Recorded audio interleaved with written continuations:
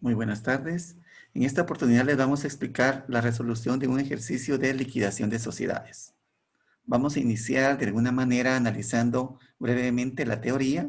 ¿A qué obedece que las empresas o que los órganos correspondientes tengan que elaborar o presentar un estado de liquidación? La liquidación de sociedades se origina en lo que establece el Código de Comercio. Podemos en primer lugar analizar la constitución de una sociedad mercantil. Como personas individuales nos asociamos, nos reunimos en una sociedad y como tal las mismas pues establecen su razón o denominación social sobre la cual van a responder.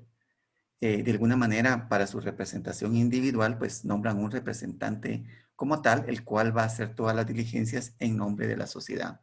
Está integrada por socios, los cuales aportan capital y de alguna manera en algunas sociedades su esfuerzo y su trabajo. Todo esto, pues, con una finalidad lucrativa. Las sociedades mercantiles, su característica principal es su finalidad de lucro, de obtener rendimientos, y como tal realizan diferentes actos de comercio, los cuales pues se establecen en el Código de Comercio. Todo esto está regulado por el derecho mercantil.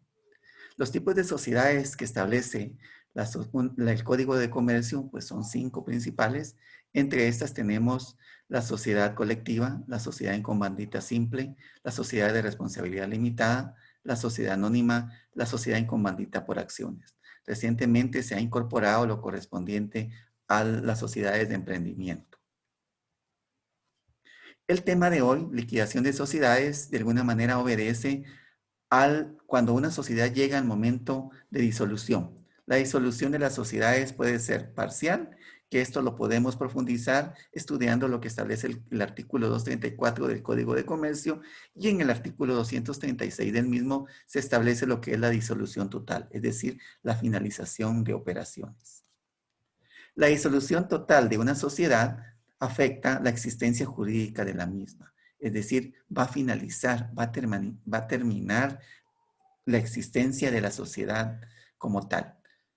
Derivado de esto, pues no es de que solo cerremos y digamos aquí nos quedamos y cada quien para su casa. No, hay un proceso establecido en las leyes vigentes para su liquidación. Y esta liquidación conlleva como tal, como lo vamos a ver más adelante, resolver todos aquellos asuntos pendientes, resolver todas las deudas, liquidar nuestros activos, un sinfín de actividades, y la misma ley establece los órganos encargados de hacerlo. Y con este caso, pues va a afectar el patrimonio de la persona jurídica. Las causas de disolución que las vamos a analizar están establecidas en el artículo 237 del Código de Comercio. Dentro de ellas, como lo pueden ver ustedes en pantalla, pues tenemos en primer lugar, cuando uno establece una sociedad como tal, puede hacerlo por un plazo definido, estableciendo el plazo en la propia escritura de constitución, o puede hacerse por plazo indefinido. En este caso, al tenerse por un plazo indefinido, pues no tiene como tal una finalización en cuanto a su duración. La segunda causa que establece el Código de Comercio para la disolución de una sociedad, pues es la imposibilidad de seguir realizando el objeto o quedar consumado este. Es decir, también en las escrituras de constitución, aparte de establecer un plazo de vida o un plazo de funcionamiento de la sociedad, tenemos un objeto. Cuando vemos que el objeto es imposible de alcanzar, el motivo por el cual constituimos la sociedad, o que el mismo ya se ha concluido, ese es otro causal para disolver la sociedad. Regresando de alguna manera, retomando el vencimiento del plazo, se puede en un momento dado prorrogar el mismo. Si vemos de que la sociedad sigue generando utilidades o no hemos alcanzado el objetivo, podemos prorrogar el plazo establecido. Resolución de los socios tomada en junta general. Igual puede hacerse en forma voluntaria. Los socios deciden por X o Y motivo disolver la sociedad sin que esté establecido ese causal en la Constitución. Sin embargo, ellos pueden tomar la decisión en forma voluntaria. Desde el punto de vista contable, que es lo que de alguna manera como contadores vemos o lo tenemos bien presente, es un causal que el capital pagado se haya perdido en más del 60%. Es decir, si en nuestra sociedad que estamos analizando o la sociedad en la que trabajamos pierde más del 60% de su valor de capital pagado, Esta es una causal para disolverlo, para liquidar la empresa.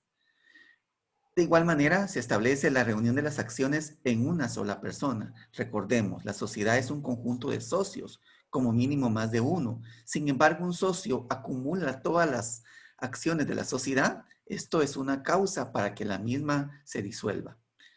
De igual manera, se pueden establecer diferentes causales en la propia escritura de constitución. Y si alguna de esas se materializa, igual debemos de disolver la misma. Y en otros casos determinados en leyes específicas. Entonces, estas son las causas para disolver una sociedad.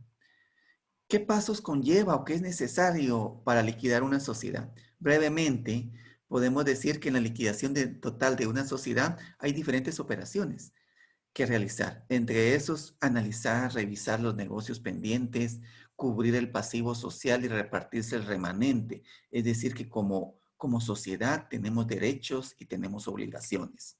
Y en la liquidación total de la sociedad debemos de velar, los órganos correspondientes deben de velar por liquidar esas obligaciones. ¿Y con qué efectivo o con qué vamos a liquidarlos? Pues vamos a liquidarlos con el valor de nuestros activos. Debemos de realizar esos activos para cancelar todas nuestras obligaciones y si hay algún remanente, pues ya se reparte entre los socios. Todo esto está regulado en el Código de Comercio de Guatemala en los artículos 241 al 255. Dentro de eso, pues se menciona un periodo de liquidación que debe ser como máximo hasta un año, el cual puede prorrogarse. Otro punto importante que se regula aquí es que las sociedades que están siendo objeto de liquidación deben de agregarle este término a su razón social, en liquidación. O sea, los usuarios o las personas interesadas deben de conocer que la empresa está en un proceso de liquidación. Para liquidarlo, pues la misma ley establece determinados órganos encargados de hacerlo. Se establece un órgano liquidador, el cual puede estar contemplado de una vez en la escritura de constitución. ¿Quiénes son los encargados en un caso que se cumplan los causales responsables de liquidar la sociedad? Si no está establecido, pues se va a hacer en conjunto. Tendríamos que revisar el Código Procesal Penal que establece que puede haber un convenio con los acreedores para ver en qué forma se va a liquidar. O pudiéramos de alguna manera, en un caso no haya ese acuerdo, puede acudirse a una resolución de la mayoría de los acreedores o de alguna manera que un juez de primera instancia realice o determine un procedimiento incidental. En este caso, entre otras cosas, pues se declara arraigo o detención para los responsables, para los administradores de la sociedad, se nombra un síndico, se nombra un depositario, bastantes aspectos desde el punto de vista legal, que no es específicamente el tema de la explicación de este video. ¿Qué atribuciones tiene este órgano liquidador? Esto tiene que ver con la parte práctica para que comprendamos de alguna manera por qué es necesario elaborar un estado de liquidación. Dentro de las atribuciones de los liquidadores podemos citar representar a la sociedad judicial y extrajudicialmente. Va a tener que hacerse gestiones ante juzgados, va a tener que hacerse gestiones de cobro, va a tener que hacerse gestiones administrativas y esta función va a tener o tiene la atribución, perdón, mejor dicho, el órgano liquidador. Debe de concluir los negocios pendientes, debe de revisar todas las operaciones de la empresa y determinar los negocios pendientes que se tengan. Por aparte, pues debe exigir cuentas a quien haya tenido el manejo de la sociedad. Debemos de hacer una auditoría forense para determinar si los administradores o los órganos administradores tienen responsabilidad sobre los problemas a los cuales obedeció la disolución de la sociedad. Todo esto debe de revisarse por parte de los liquidadores. Enseguida, pues deben de liquidarse y pagarse las deudas de la sociedad.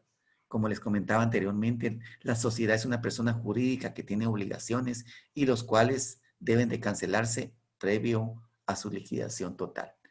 Debe de cobrarse los créditos, debe de percibirse ese importe, deben de cancelarse gravámenes, deben de otorgarse finiquitos, todo lo que sea necesario para que la sociedad complete los negocios pendientes, realice, obtenga ingresos al vender los activos y pueda cancelar sus pasivos, que es una de las partes importantes de un estado de liquidación. Y la última función que ya la mencionamos, pues es vender esos bienes sociales, esos bienes propiedad de la empresa. Al realizar los activos, al pagar las acreedurías tenemos cierto orden y esto está establecido, perdón, pudiéramos referirnos al código civil. Ahí se citan en alguna forma estas prioridades de pago. En primer lugar, cuando se realicen o se obtengan los ingresos de la venta de los bienes sociales, tendríamos que cancelar los gastos de liquidación como primer punto. Luego de pagar los gastos de liquidación, tendríamos que pagar las deudas. Entre estos dos extremos también hay otras leyes específicas. Por ejemplo, el Código Tributario da prioridad en casos de liquidación al cobro de los tributos, al cobro de los impuestos. O sea, los órganos liquidadores deben de considerar como un pasivo preferente, que así lo vamos a llamar más adelante, a los impuestos. Entonces, tendríamos como activos preferentes que debemos de cancelar con orden de prioridad 1, al momento de liquidar tendríamos los gastos de liquidación, los impuestos y de alguna manera también la legislación laboral da prioridad a los sueldos pendientes de pago. Entonces, estos tres temas los vamos a llamar pasivos preferentes. Luego de cancelar los pasivos preferentes en un 100%, tendríamos que pagar las deudas sociales. Tendríamos que cancelar todas las deudas que tenga nuestra sociedad.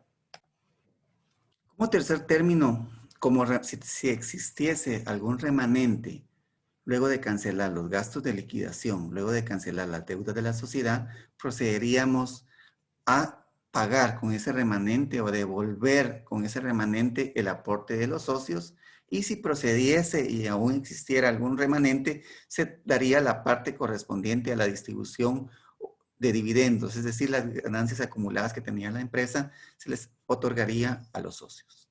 Hasta aquí quedaríamos con la parte práctica, con la parte teórica. Enseguida vamos a ver la resolución de un ejercicio práctico de liquidación de sociedades. El ejercicio que vamos a analizar el día de hoy se llama la empresa El Gran Problema.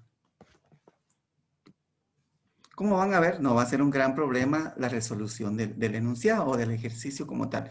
El tema de estado de liquidación de sociedades es bastante práctico. Puede encontrarse bastante largo, pero una vez comprendido la naturaleza, el core de lo que se persigue, es bastante comprensible. Tenemos una empresa que nos presenta al momento de la liquidación los siguientes saldos de sus cuentas del estado de situación financiera. Comenzando desde caja, como lo puedan ver en pantallas, tenemos saldos, importe en libros de diferentes cuentas.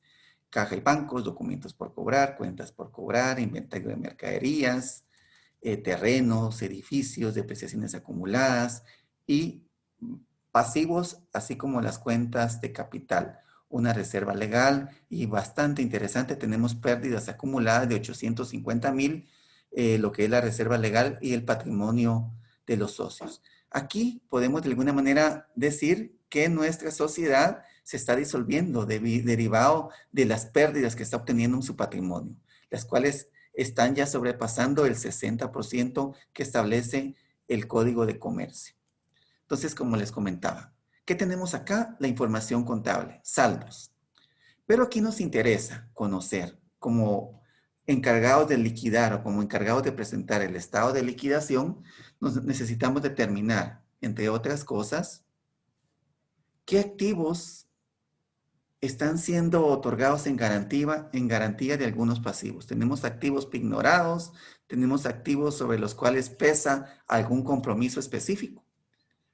De la misma manera, también tenemos que tener información de qué pasivos están debidamente garantizados.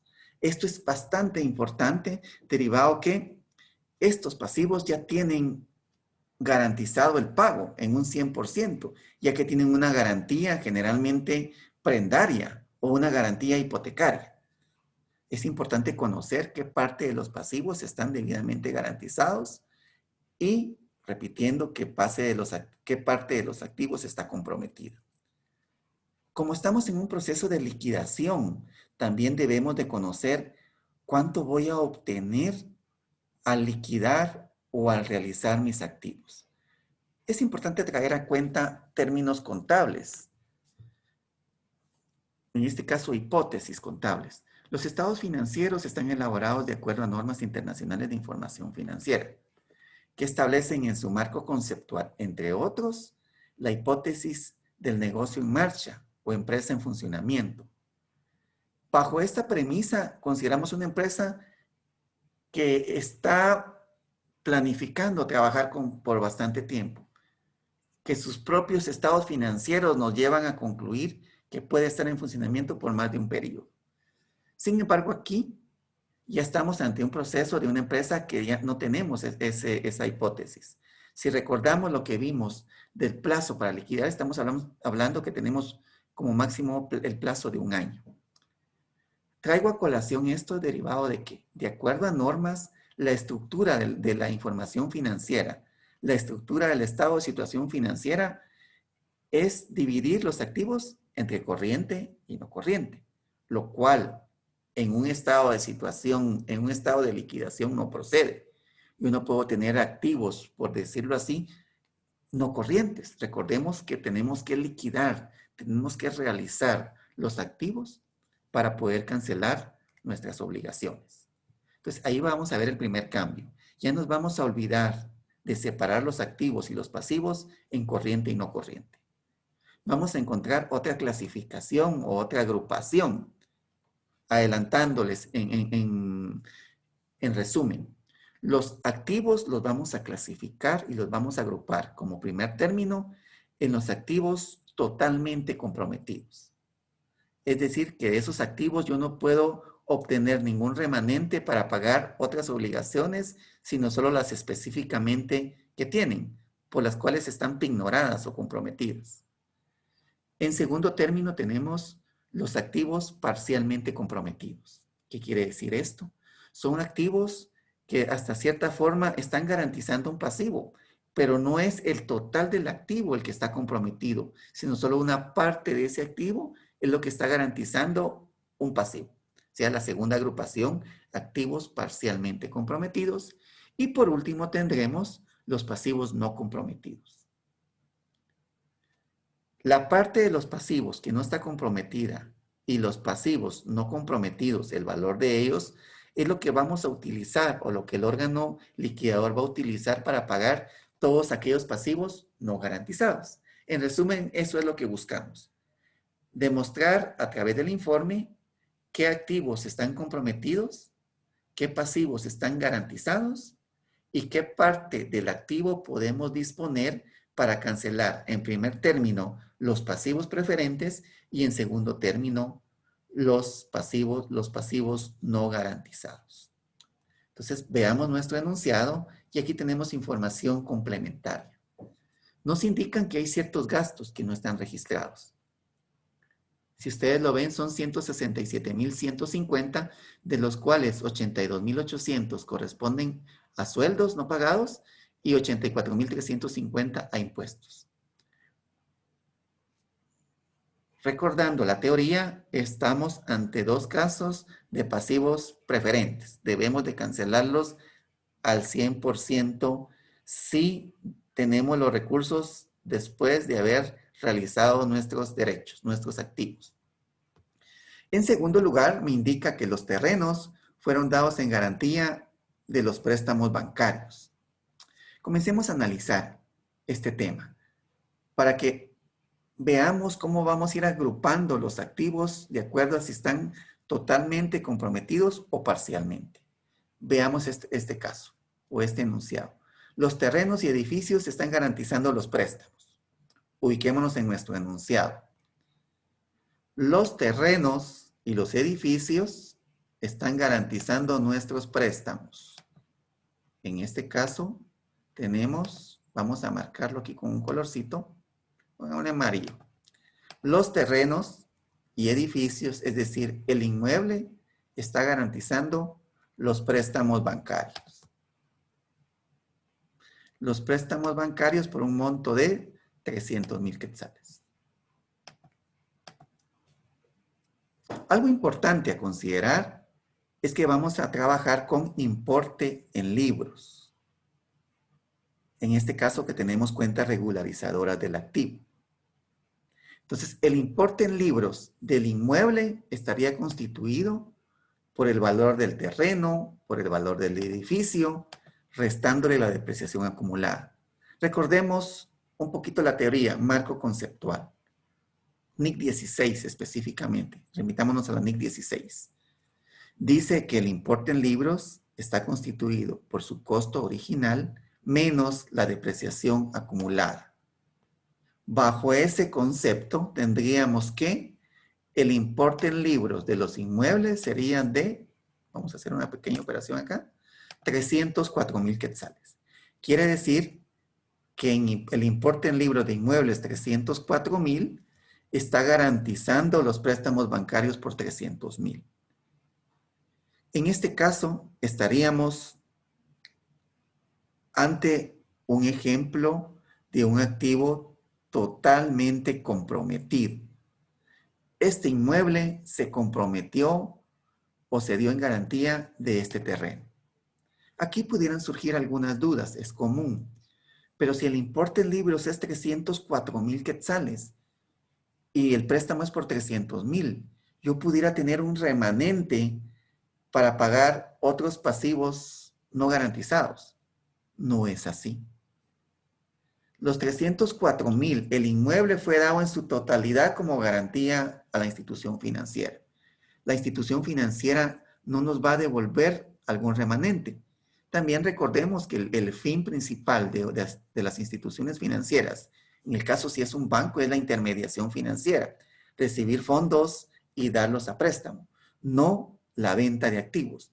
Hay una normativa específica en la ley de bancos y grupos financieros que establece con qué periodicidad deben de venderse estos activos extraordinarios, esos activos que recibimos como parte de que no se pudo cancelar el valor del inmueble. Pero en este caso, volviendo a repetir, se está dando el inmueble como tal y no vamos a recibir como empresa remanente alguno. Entonces estaríamos ante un activo totalmente comprometido. Sigamos revisando. Las inversiones fueron dadas en garantía hasta por el pago pendiente de un pagaré de 40,000 quetzales, del cual se debe la totalidad. De las inversiones espera recuperarse la totalidad, debido a que son títulos de recompra inmediata. Estamos ante un activo líquido, ante un activo de pronta recuperación. Entonces revisemos. Dice que las inversiones, que son por un monto de 98,000, fueron dados en garantía hasta por el monto de un pagaré. Hasta por el monto de un pagaré de 40,000 quetzales, del cual se debe la totalidad. El pagaré estaría de alguna manera clasificado dentro de estos documentos por pagar. Aquí la pregunta o el análisis a realizar sería, ¿estamos ante un activo totalmente comprometido o ante un activo parcialmente comprometido? Recordemos el enunciado. Dice que las inversiones fueron dadas en garantía hasta por el monto de un pagaré. ¿Sí?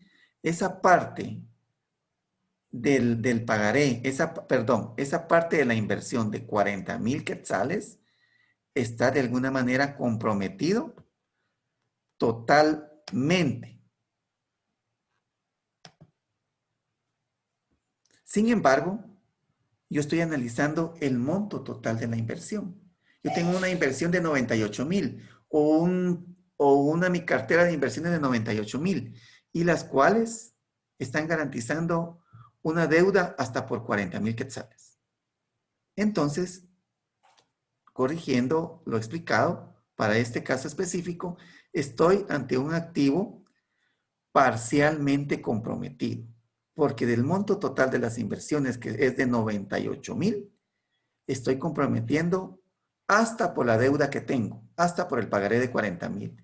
Estaría con un activo parcialmente comprometido. Sigamos analizando y tenemos un caso similar que nos puede dar de alguna manera cierta confusión. Cuentas por cobrar de 80,000.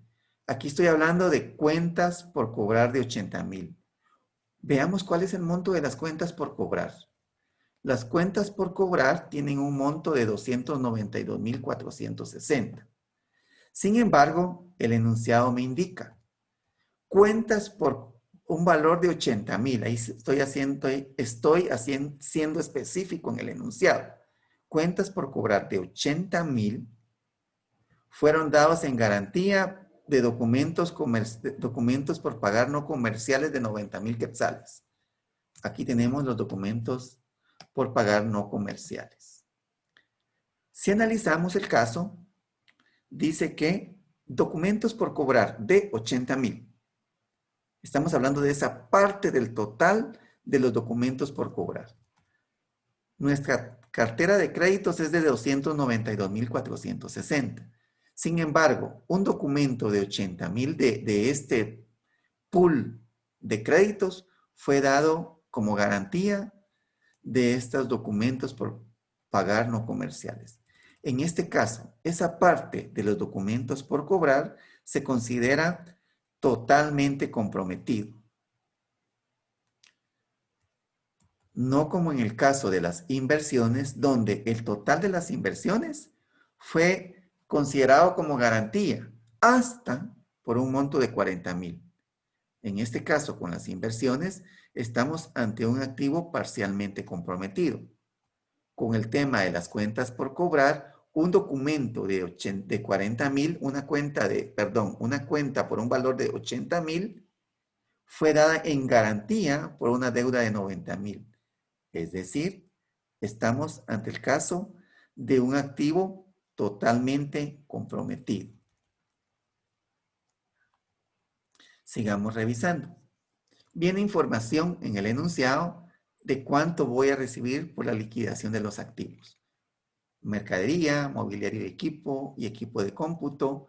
Por aparte tenemos la información de que los vehículos fueron vendidos por lote. Vamos a realizar todo el monto de los vehículos, que la compañía, pues durante la revisión de los negocios pendientes vimos de que no se había registrado una patente. De igual manera hay que reconocerla. Es un activo que no estaba reconocido. Y por último tenemos la información de los honorarios de liquidación por un valor de 314,000 más los honorarios de abogados y depositarios que en su conjunto suman 150,000. Estamos ante otro pasivo preferente, el cual debe de cancelarse en un 100% y con un orden de prioridad 1, junto con los impuestos y junto con los sueldos. Vimos y analizamos desde el punto de vista de la clasificación de activos parcial o totalmente comprometidos. Analicemos con este mismo enunciado qué pasa del lado de las obligaciones, cuáles están garantizadas total o parcialmente. Veamos qué pasa con los préstamos bancarios. Los préstamos bancarios de 300,000 están siendo garantizados por inmuebles por un monto de 304,000.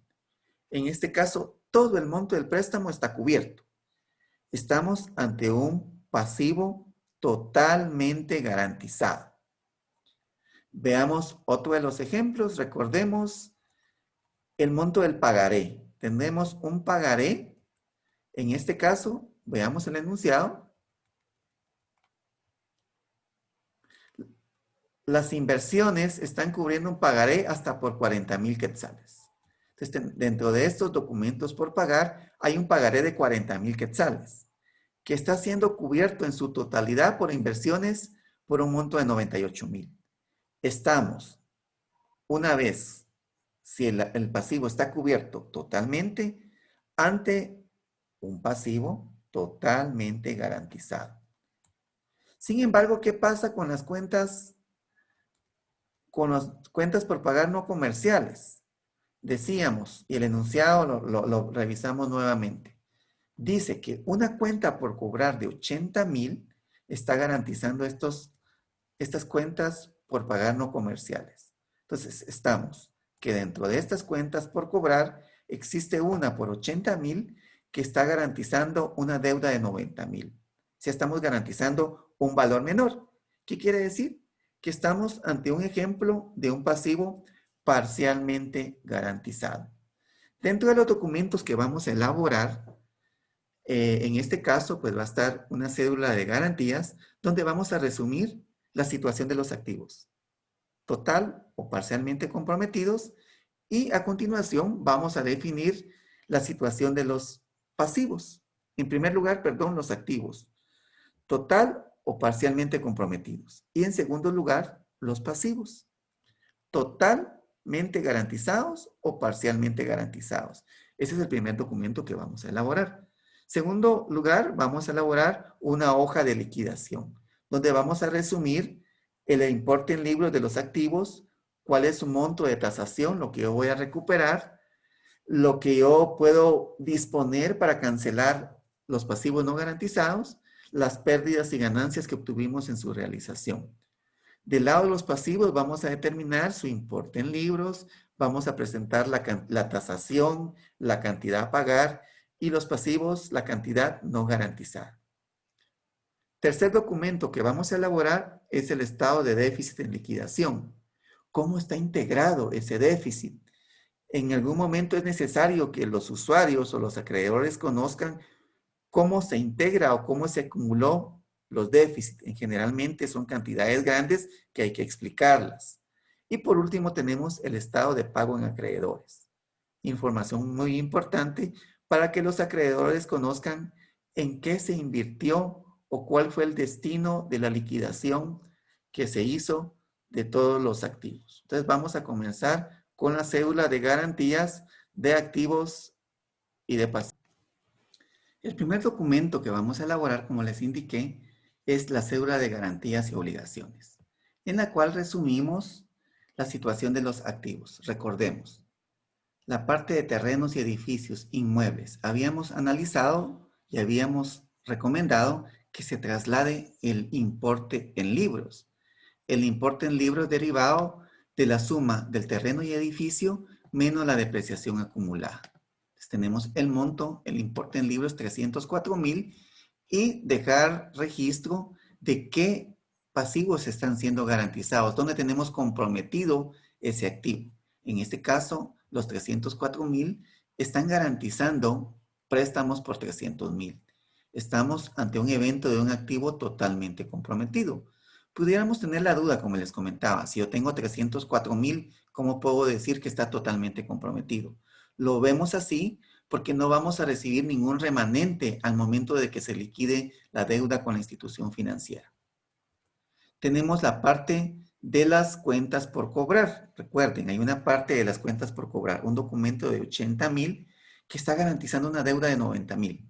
En este caso igual, los 80,000 están totalmente comprometidos, aunque no pagamos en su totalidad el pasivo, pero los 80,000 no recibiremos ningún remanente. Activos parcialmente comprometidos, la inversión.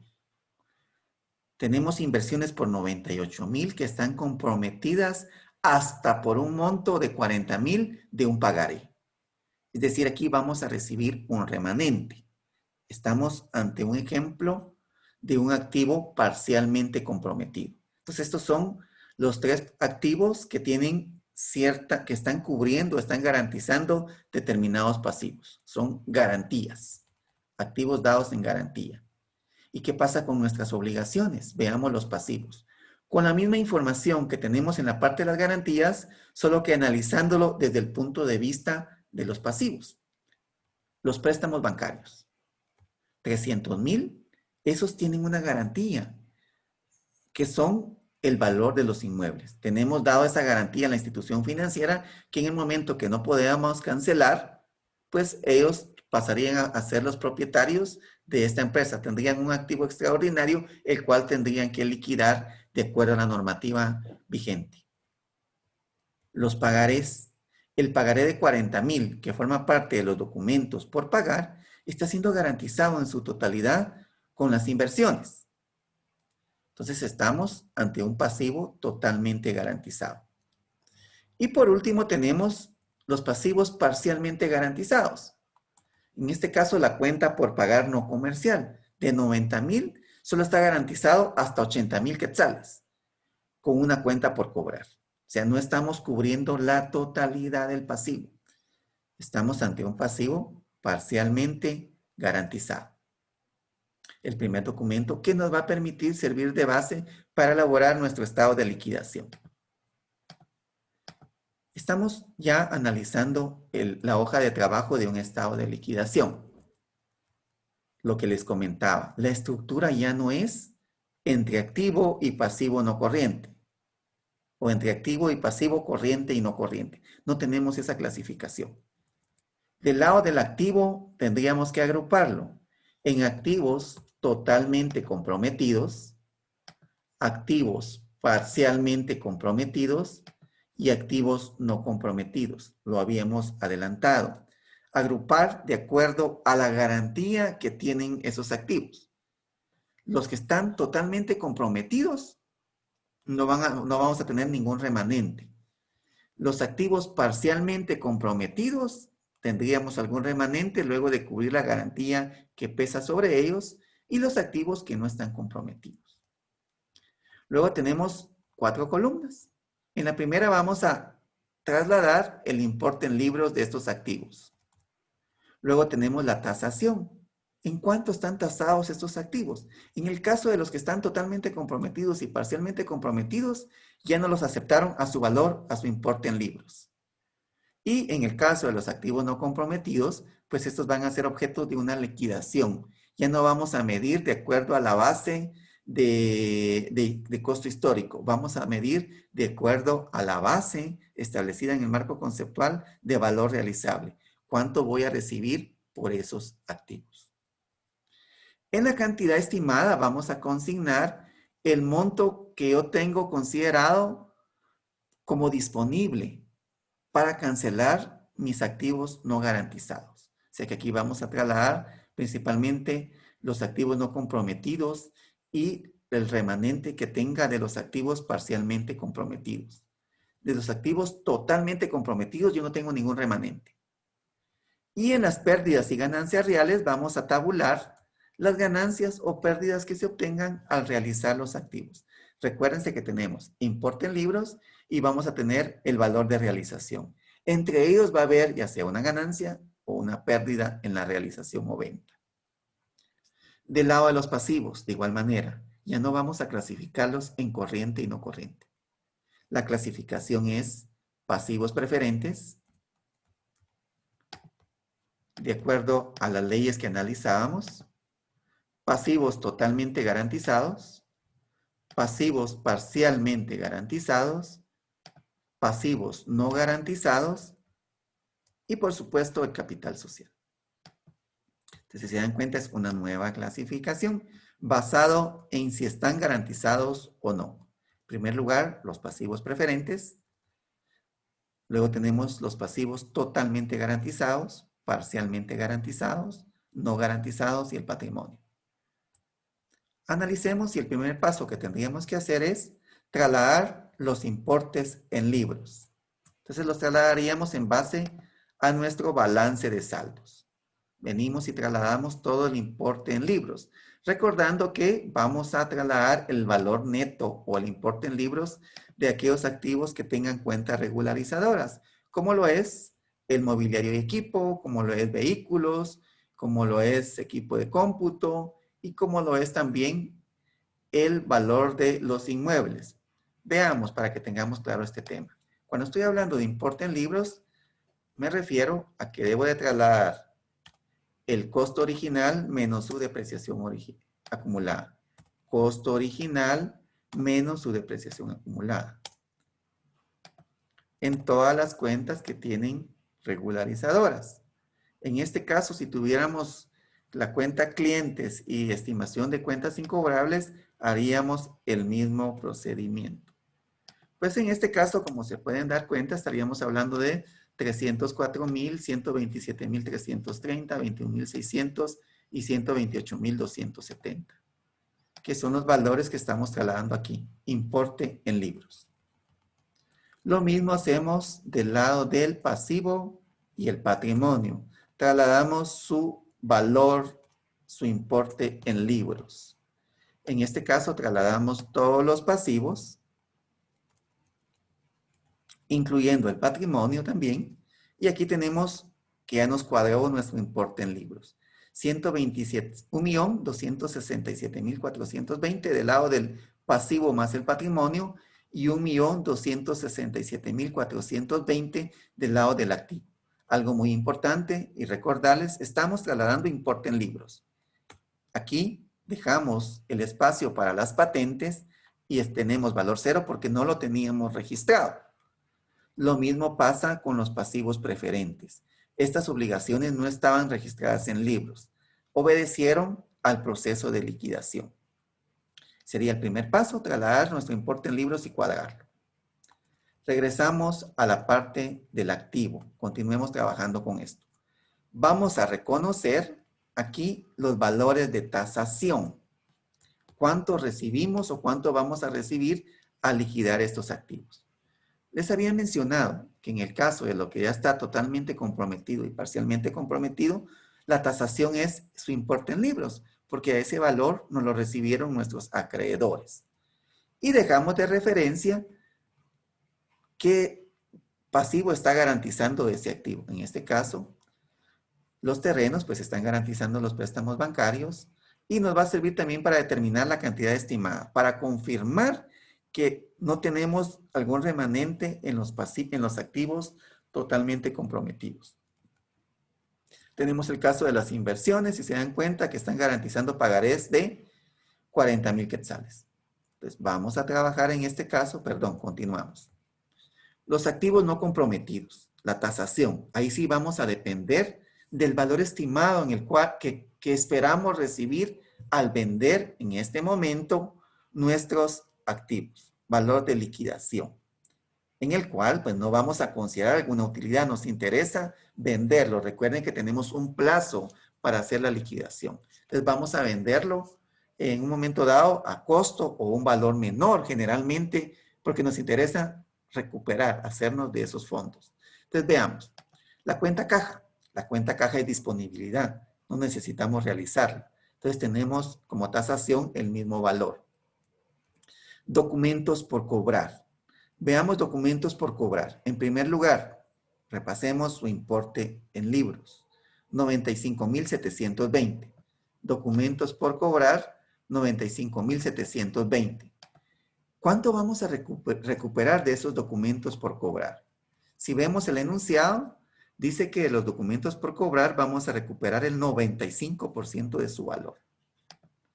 Entonces tendríamos que hacer la operación matemática. 95,720 por el 95% me dan 90,934 quetzales. Luego con las cuentas por cobrar, veamos y verifiquemos su importe en libros. 212,460. Veamos. Cuentas por cobrar, 292,460. ¿A qué se debe que no tenemos esos 292,000 acá? Recordemos, una cuenta por cobrar de 80,000 se separó y se dio en garantía de un pasivo.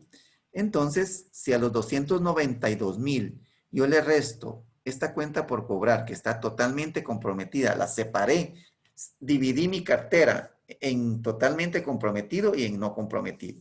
En este caso, esos son los 212,000 que están acá. Y de alguna manera es importante hacer esta separación porque aquí me indica cuánto voy a recuperar de ese monto.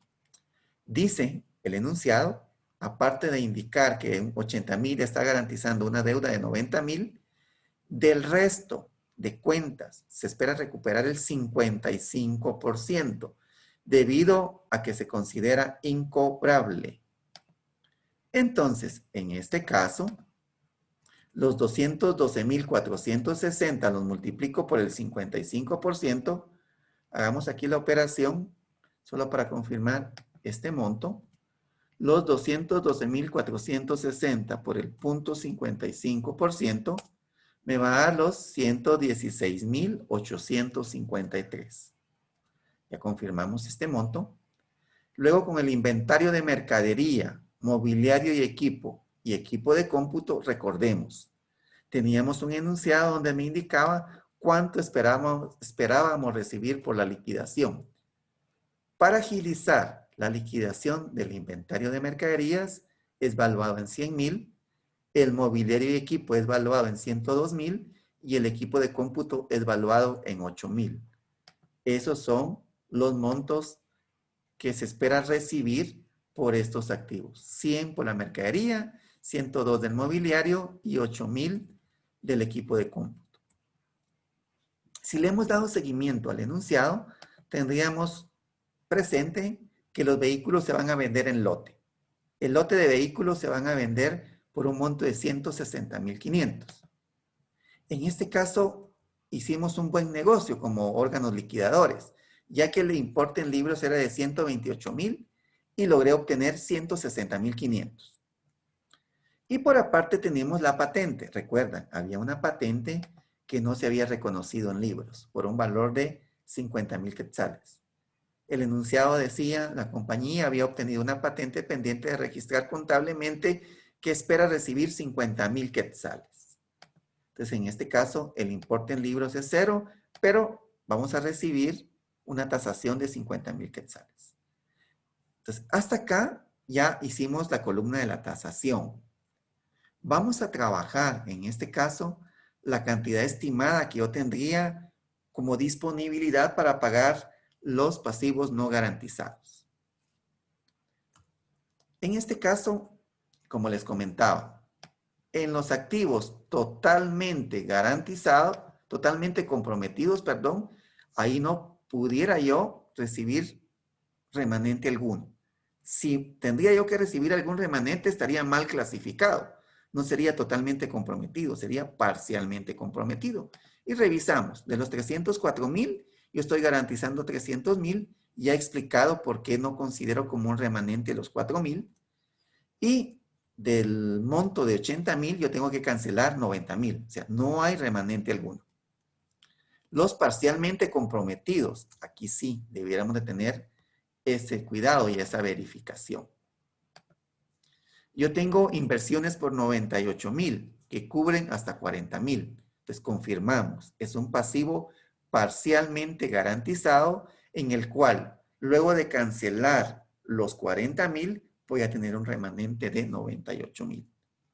¿Qué pasa con los activos no comprometidos? ¿Y a qué valor vamos a tener aquí disponible para cancelar los pasivos no garantizados?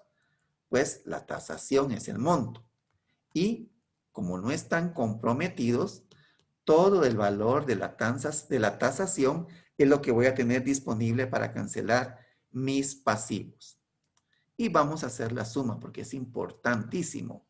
¿Cuánto dispongo para cancelar los pasivos no garantizados? En este caso, disponemos como empresa de un monto de 731,547 quetzales. Para ir viendo cómo integramos nuestro déficit en liquidación, es importante conocer las pérdidas o ganancias que se obtuvieron al liquidar los activos. En este caso, veamos. En los activos totalmente comprometidos, recuerdan el caso de los inmuebles. Ahí tenemos una pérdida. Porque inmuebles con un importe en libros de 304,000 van a cubrir una obligación de 300,000. Tenemos una pérdida. En el caso de los activos parcialmente comprometidos, estos importan en libros. No, esa es su tasación a su valor original. No tenemos ninguna pérdida por este motivo. En los activos no comprometidos, recordemos, el efectivo pues es disponibilidad, no tenemos ningún valor diferente de tasación. Sin embargo, en todos los demás activos, recordemos, hubo tasaciones, hubo importes diferentes. Entonces esta columna me va a permitir determinar si hubo pérdida o hubo ganancia. Simplemente tomamos en cuenta la tasación, por ejemplo, en este caso de los documentos por cobrar son 90,000 y su importe en libros era de 95,000. Es decir, tuve una pérdida de 4,000. Lo mismo hacemos con las cuentas por cobrar. Tenían un valor en libros de 212,000. Recuérdense que de esto estimamos recuperar el 55%. Y su tasación son 116,000. Aquí hubo una pérdida significativa, en este caso de 95,000. Y así venimos revisando cada uno de los activos. En este caso, remarcarles qué pasó con los vehículos. Tuvimos un buen negocio como liquidadores. Vendimos el lote en 160,500 y su valor en libros eran 128,000. tenemos una ganancia en la realización de ese activo. Y con la patente, de alguna manera, su importe en libros era cero, no lo teníamos registrado. O sea, tenemos una ganancia de resultado de la revisión que hicimos y la determinación que teníamos una patente no registrada. Entonces tenemos un total entre pérdidas y ganancias netas, una pérdida neta de 111,873 quetzales. Vamos a revisar la parte del pasivo y del patrimonio para explicar cómo se integra cada una de las columnas. Las columnas del lado del pasivo y del patrimonio tenemos la de créditos. En esta parte vamos a registrar todos los pasivos no considerados originalmente, principalmente los pasivos preferentes. Aquí vamos a dejar registro de los mismos. Esto obedece o los datos tienen su origen en nuestro enunciado. Recordemos, el primer y último enunciado nos indicaban que aparecían gastos no reconocidos en concepto de sueldos y en concepto de impuestos. Y en el último enunciado teníamos los gastos del liquidador, los gastos de liquidación y otros gastos de liquidación. En este caso, vamos a traerlos a nuestra hoja de trabajo en el lado de los créditos. Estos son valores que debemos de cancelar, como su propio nombre lo indica, en forma preferente. Del lado del pasivo totalmente garantizado y activo parcialmente garantizado, nos va a servir para tener una referencia del monto que tiene cada uno de los pasivos, así como el monto de los activos que están garantizando los mismos, con el hecho de conocer si tenemos alguna cantidad a pagar no garantizada. En este caso, recordemos, préstamos bancarios de 300,000 están siendo garantizados por inmuebles por 304,000. No tendríamos ninguna cantidad de ahí sin garantía. En el monto de los pagarés igual. Los 40,000 están siendo garantizados con inversiones de 98,000. No tendríamos alguna cantidad no garantizada. Sin embargo, en los pasivos parcialmente garantizados, como su propio nombre lo indica, hay una cantidad a pagar, una cantidad no garantizada que es de 10,000. De los 90,000, solo se tienen cubiertos 80,000, con garantía 80,000. O sea, hay una cantidad a pagar de 10,000. Y con los pasivos no garantizados, no digamos. Como su propio nombre lo dice, tenemos que cancelar esos valores y constituyen activos que no tienen ninguna garantía. La tercera columna, como lo había adelantado, aquí vamos a consignar todos aquellos valores que tenemos por pagar. Tenemos por pagar. En este caso, tenemos que pagar el monto total de los pasivos preferentes. El monto total de los pasivos preferentes integrados por los gastos en liquidación, sueldos por pagar e impuestos. De los pasivos totalmente garantizados, debemos de pagar los 300,000 quetzales. Como les comento, esta columna me va a permitir determinar qué parte de los activos debo de pagar, ya sea en forma preferente o sea a través de una garantía, que están debidamente garantizados en el caso de los pasivos totalmente garantizados o la parte de los pasivos que está parcialmente garantizado. Aquí vamos a revelar entonces la cantidad que yo debo de pagar con prioridad en el caso de los pasivos preferentes y la cantidad que yo voy a pagar a través de la garantía que tiene. En este caso, por los terrenos, en el caso de los préstamos, pero yo no voy a pagar los 304,000, yo voy a pagar 300,000. Y en el caso de los pagarés, yo no voy a colocar, mejor dicho, que voy a pagar 98,000. Voy a cancelar 40,000. Y del lado de lo parcialmente garantizado, yo no voy a pagar los 90,000, sino la deuda es por un valor de 80,000.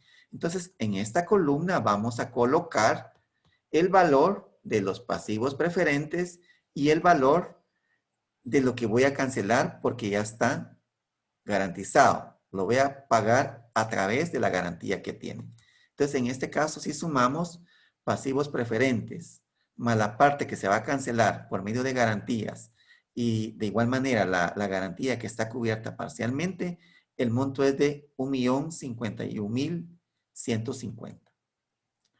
Y por aparte, aunque pudiera hacerse en forma conjunta, pero por aparte, porque nos va a servir cuando estemos elaborando nuestro estado de pago a acreedores, esta es la parte no garantizada.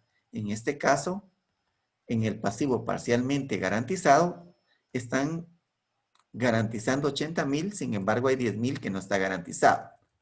Y de los documentos por pagar y cuentas por pagar, tenemos 80,000 y 250,000. ¿De dónde salen estos datos? Tendríamos que irnos a nuestros enunciados y ver qué registros no hemos considerado como parte de los pasivos. Tenemos una parte de las cuentas de los documentos por pagar. Recuerden, de aquí tomamos un pagaré de 40,000. Igual, hicimos una separación de estas deudas. Por una parte, el 40,000 que está parcialmente garantizado y el resto, que serían 80,000, que es un pasivo no garantizado. Entonces ahí tomamos este dato, estos 80,000. Serían estos 80,000 más los 40,000 de este pagaré, totalizamos los 120,000 que tienen el enunciado. Entonces, repitiendo, estos 120,000 los separamos. 40,000 que están parcialmente garantizados y los 80,000 que no tienen ninguna garantía. Son pasivos no garantizados. Y tenemos esta cuenta por pagar por 250,000 que no tiene ninguna garantía. Y ahí tenemos entonces lo que vamos a cancelar. Cantidades no garantizadas por un monto de 340,000 y las cantidades garantizadas y hasta cierto punto los pasivos preferentes por 1.051.150. Como les comento, todo es por pagar, lo pudiéramos unir, pero me sirve para cuando haga mi estado de pago a acreedores, porque esta columna que tienen aquí, yo la voy a cancelar al 100%. Y esta segunda columna yo la voy a cancelar de acuerdo al porcentaje que me dé al recibir el monto estimado de los activos. Si yo puedo pagar el 100%, lo voy a hacer. Pero si no tengo el suficiente ingreso o el valor disponible para cancelarlos, lo voy a pagar en forma promediada, en forma porcentual. Yo no puedo decidir, estos 10,000 los voy a cancelar al 100% y estos 80,000 el 50% y de estos 250,000 les voy a cancelar el 20%. No, tenemos que establecer un porcentaje para pagarle a todos en forma igual, porcentualmente igual. ¿Cómo hacemos esos cálculos? Entonces veamos. Repitamos qué hemos hecho hasta el momento. Por una parte, determiné la cantidad disponible para pago en el activo. Por otra parte, la pérdida neta en la realización de los activos. Del lado del pasivo yo tengo información de la cantidad a pagar al 100%, activos preferentes y activos totalmente garantizados y parcialmente garantizados. Y por otro lado tengo la cantidad no garantizada. Entonces, ¿cómo determinar si tengo la cantidad suficiente para pagarle a todos mis acreedores y si aún hay algún remanente para darle a mis propietarios? Veámoslo acá. Cantidad disponible para pago, recordemos, son los 731,547. Los pasivos preferentes, de acuerdo a ley, es lo primero que debemos de cancelar. Y los pasivos preferentes son por un monto de 631,150.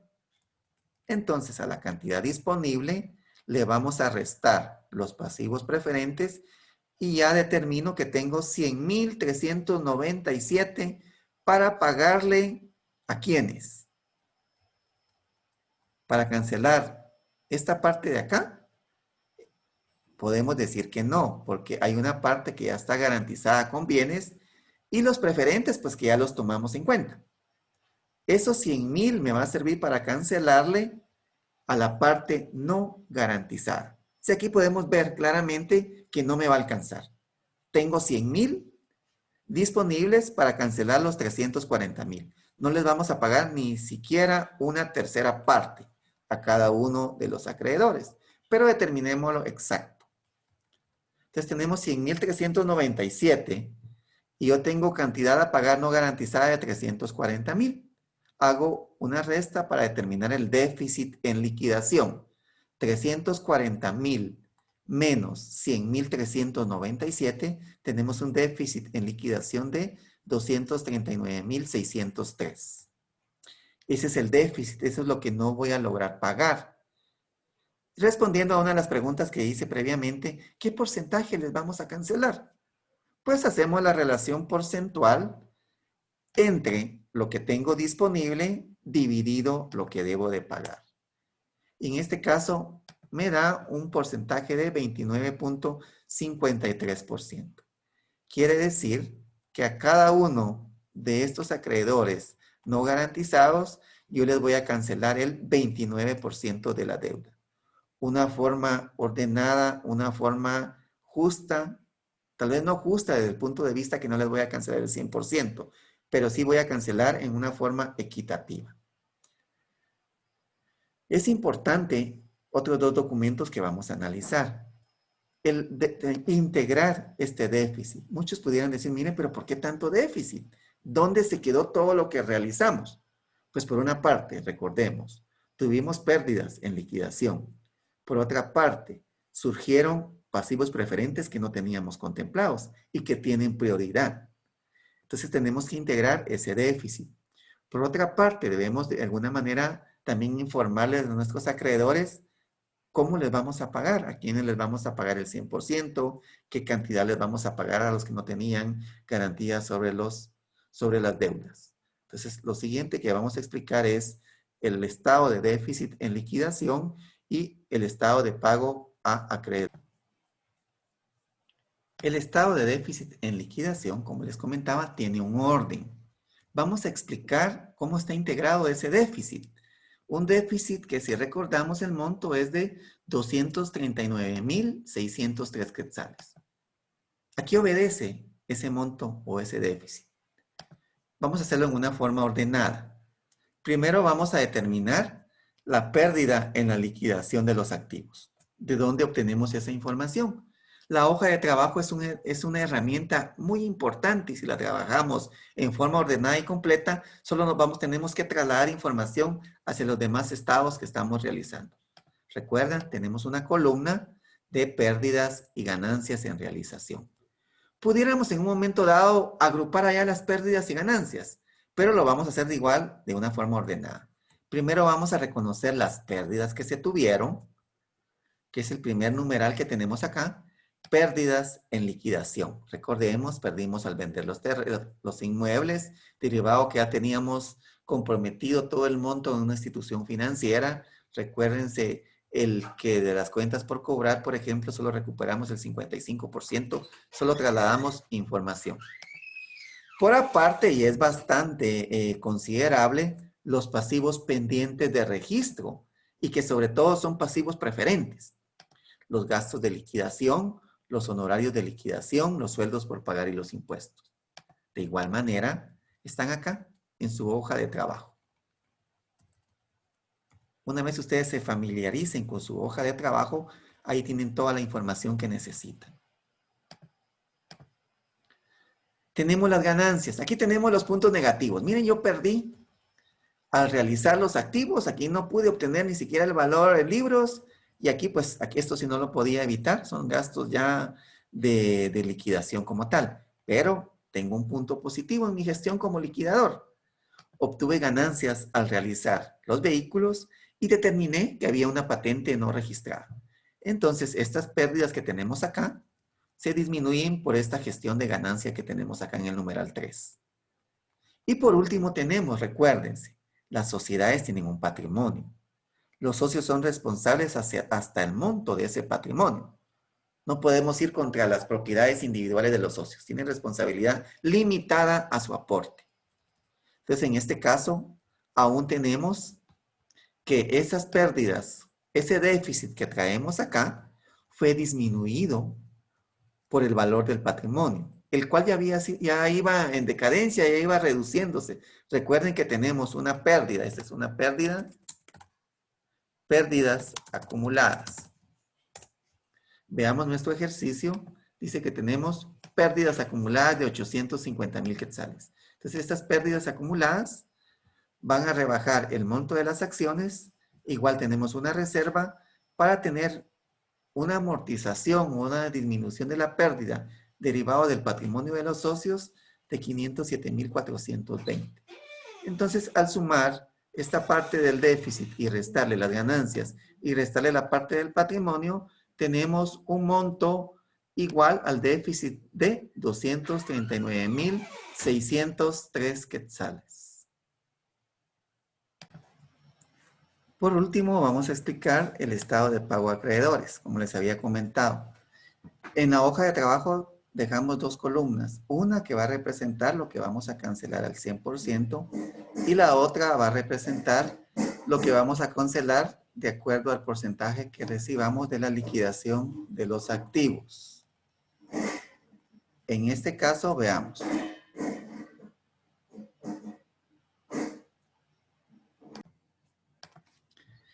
Tenemos los pasivos preferentes, los cuales habíamos indicado que íbamos a cancelar al 100%. Los pasivos preferentes los vamos a cancelar al 100%. Y tenemos cierta parte de los pasivos que se va a cancelar de acuerdo a un porcentaje que se establezca. En este caso, los pasivos preferentes por un monto de 631,150 se va a cancelar con prioridad al 100%. Los pasivos totalmente garantizados tienen un activo que los está de alguna manera asegurando el pago. Tenemos el 100% de los mismos.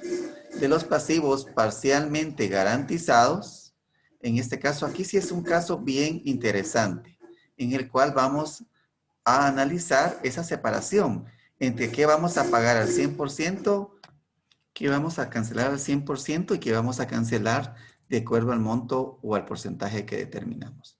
Recordemos, teníamos una deuda de 90,000, de los cuales 80,000 estaban garantizados totalmente. En este caso vamos a cubrir el 100%.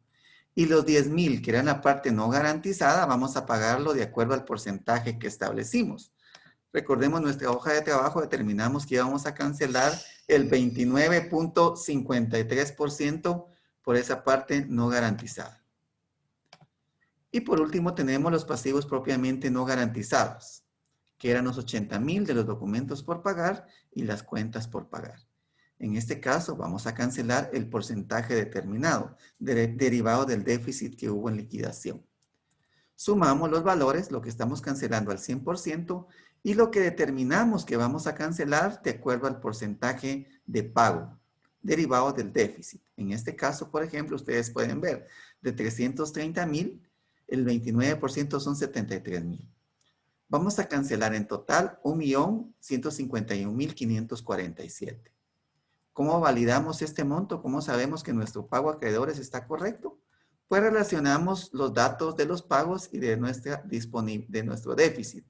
En este caso, tenemos una cantidad a pagar. Recuerden que hicimos dos columnas. Cantidad a pagar, 1,051,150, que incluía pasivo preferente y la parte garantizada. Y luego tenemos los pasivos no garantizados. Los sumamos acá. Le restamos el déficit en liquidación y tendríamos un monto estimado de pago a proveedores de 1,151,547 y de alguna manera aquí comprobamos que nuestro estado está debidamente cuadrado. Entonces elaboramos 4 documentos. La cédula de garantías de activos y obligaciones, la hoja de trabajo del estado de liquidación, el estado de déficit en liquidación y este último que es el estado de pago en acreedores. Muchas gracias.